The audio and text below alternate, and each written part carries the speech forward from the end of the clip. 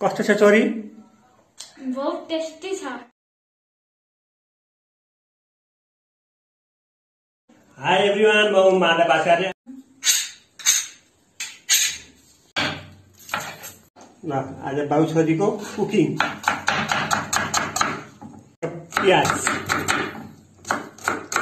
टमाटर धुन पर्यो टक्क राम्रोसँग। यसलाई टमाटरलाई टक्क मसिनो पारेर टमाटर काटियो टक्क पारेर। ल टमाटर यति तोरी, यति साबुत धनिया, साबुत जीरा, थोरै मेथी। पिरो कति खान सकिन्छ त्यस हिसाबले यसलाई कालो बनाएर फ्राई गर्ने। अब ग्यास बालम।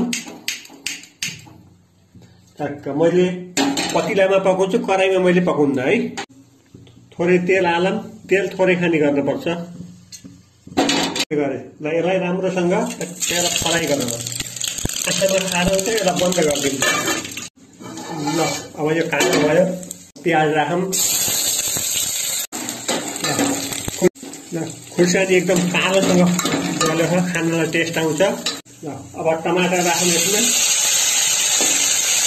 पिसेको मसला, यो सिलौटामा पिसेको मसला यसरी टक्क राखौँ। टेस्ट मसला हो यो।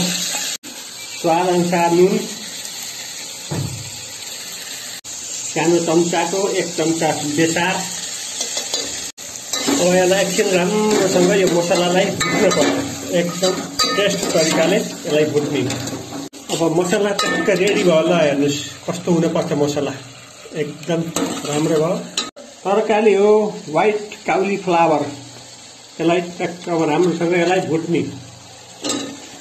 ल अब यसलाई टक्क पानी नहालिकन यसलाई बाफै बाफमा पकाउने हो, भुट्ने हो। छोरीले टक्क चलाउँदैछिन्।